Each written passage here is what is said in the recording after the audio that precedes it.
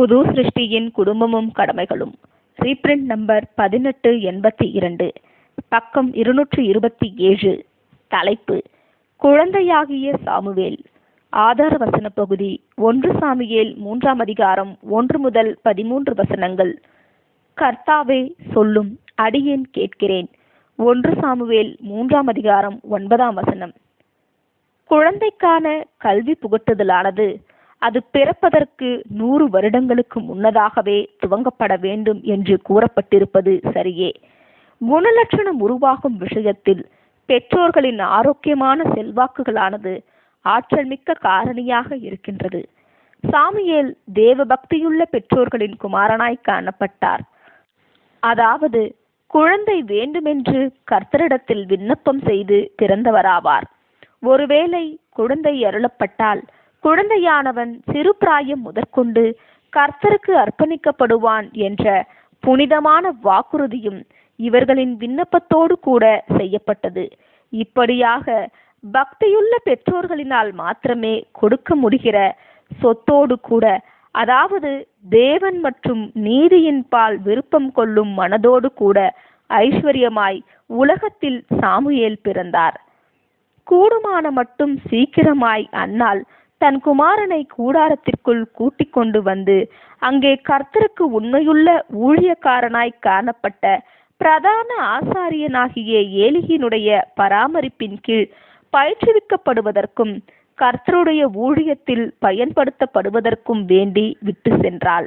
சாமுவேலின் இருதயமானது சரியானதாகவும் நற்தன்மையுள்ளதாகவும் காணப்பட்டபடியால் அவர் சுறுசுறுப்பானவராகவும் கீழ்ப்படிதல் உள்ளவராகவும் கற்பிக்கப்படத்தக்கவராகவும் சரியான வழியில் எளிதில் வழிநடத்தப்பட முடிகிறவராகவும் காணப்பட்டார் என்கிற காரியமானது ஏலி அழைத்ததாக சாமுவேல் எண்ணி அவ்வழைப்புகளுக்கு கீழ்ப்படியும்படிக்கு அவர் கொண்டிருந்த ஆயத்த தன்மையில் வெளிப்படுகின்றது.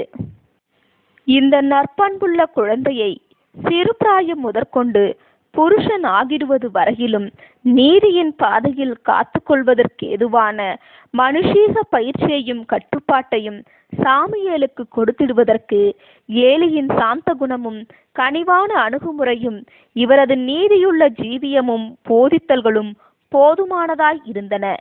இவரது செல்வாக்கின் கீழ் குழந்தையானது சிறந்த மற்றும் நீதியான குணங்களில் வளர்ந்து பலமடைந்து மற்றும் கர்த்தருடைய ஊழியத்தில் சுறுசுறுப்பாயும் விடாமுயற்சியுடனும் காணப்பட்டது. ஆனால் ஏலியினுடைய சொந்த குடும்பத்தின் விஷயத்தில் காரியங்கள் இப்படியாக இருக்கவில்லை. இவரது சொந்த குமாரர்கள் ஒழுக்கமற்றவர்களாகவும் கீழ்ப்படியாதவர்களாகவும் நன்றியற்றவர்களாகவும் பரிசுத்தமற்றவர்களாகவும் சீர்கெட்டவர்களாகவும் காணப்பட்டனர். ஏலி தன் சுபாவத்திற்கே உரியதான சாந்தமான வழிமுறைகளில் அவர்களது இந்த ஒழுக்கமற்ற தன்மையை சரி செய்திடுவதற்கு நாடினார். ஆனாலும் தன்னுடைய இந்த பிரயாசங்கள் தோல்வியடைந்த போது தன் பிள்ளைகள் விஷயத்தில் மிகவும் அவசியமாயிருந்த கடுமையான பிரயாசங்களினால் அவர்களை கட்டுப்படுத்திட அவர் முயற்சித்திடவில்லை. இப்படியாக அவர்கள் தங்கள் தகப்பனுக்கும் பிரதான ஆசாரியரென அவரால் பிரதிநிதித்துவப்படுத்தப்பட்ட தேவனுடைய நோக்கங்கள் மீதும் நிந்தையை தொடர்ந்து கொண்டு வந்தார்கள். இந்த கவனக்குறைவானது குற்றஞ்சாட்டப்படுவதற்கு ஏதுவானதாயிருந்தது மற்றும் அது கர்த்தருக்கும் பிரியமற்றதாயிருந்தது. ஆகையாலே குழந்தையாகிய சாமுவேல் வாயிலாக ஏலிக்கு வந்ததாக 11 முதல் 13 வரையிலுள்ள வசனங்களில் பதிவு செய்யப்பட்டுள்ளதான எச்சரிப்புகளை நாம் பார்க்கின்றோம்.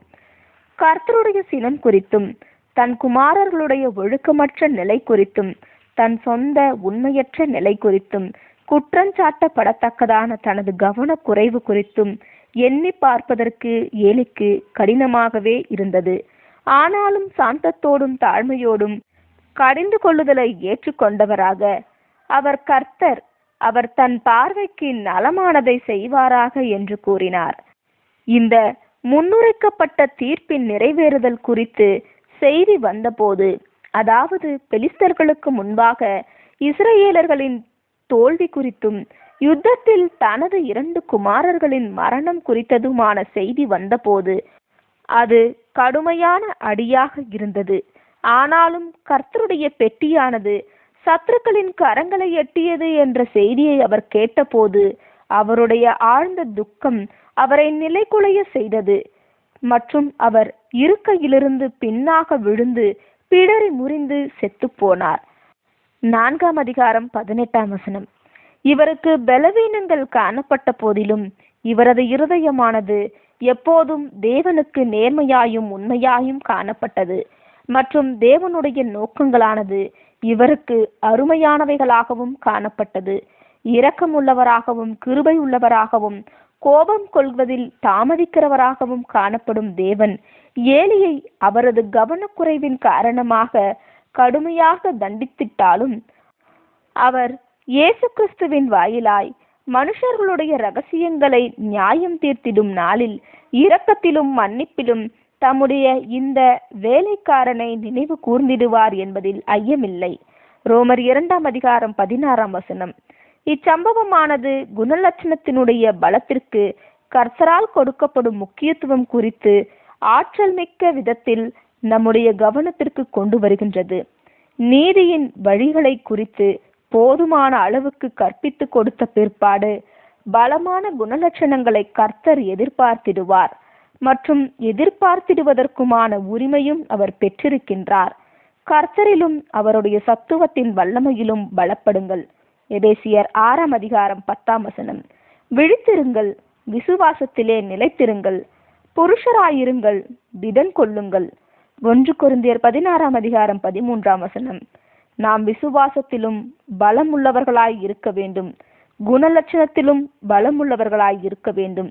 இப்படியே நாம் தேவனுக்கு பிரியமானவர்களாகவும் அவரால் ஏற்றுக்கொள்ளப்படத்தக்கவர்களாகவும் காணப்படுவோம். ஒருவேளை பலவீனமும் இருமனமும் நம் இயல்பான குறைபாடாக இருப்பினும் இவைகளுக்கு எதிராய் நாம் போராடாமல் இருந்தால் அது நாம் சாக்கு சொல்லுவதற்கு ஏதுவானதல்ல. தலை சிறந்த பாத்திரங்களில் சிலர் சுத்திகரிக்கப்பட்ட பலவீனங்களுக்கு எதிராக உண்மையாய் போராடி சாதித்தவர்கள் ஆவார்கள். நாம் தேவனுடைய உதவியை வேண்டினால் அவர் நம் பிரயாசங்களோடு கூட தம் பலத்தை அருளுவதற்கு எப்போதும் ஆயத்தமாய் இருக்கின்றார். இன்னொரு பாடம், கர்த்தருக்குரிய பயபக்தியிலும் அறிவிலும் பிள்ளையை பயிற்றுவிப்பதில் உள்ள பெற்றோரின் பொறுப்புகளை குறித்த தேவனுடைய கண்ணோட்டம் பற்றியதாகும். கடமையானது வீட்டை தாண்டியும் செயலாக்கம் கொண்டிருப்பினும் அது வீட்டில்தானே துவங்குகின்றது எனும் உண்மையினை இங்கு நாம் வலியுறுத்துகின்றோம். வெளியில் உள்ளவர்கள் மத்தியில் வைராக்கியம் கொண்டிருப்பதை காட்டிலும் தங்கள் சொந்த குடும்பத்திலே சுவிசேஷத்தை பிரசங்கிப்பதிலும் அதை மாதிரித்துவப்படுத்துவதிலும் குறைவான வைராக்கியம் கொண்டிருப்பதன் மூலம் சிலர் தவறு செய்கின்றனர். அன்பு, பராமரிப்பு, பெருந்தன்மை, அறம் இல்லத்திலேயே துவங்கிட வேண்டும் மற்றும் அங்கிருந்தே தொடர்ந்திட வேண்டும். மற்ற அனைத்தையும் விட இக்களத்திலேயே, அதாவது இல்லத்திலேயே, அதுவும் மற்றவர்களை காட்டிலும் இக்களம் பலன் கொடுப்பதில் தாமதமாய் காணப்பட்டாலும் இக்களத்திலேயே இல்லத்திலேயே ஜபத்துடனும் பொறுமையுடனும் வேலை செய்யப்பட வேண்டும். ஆமேன்.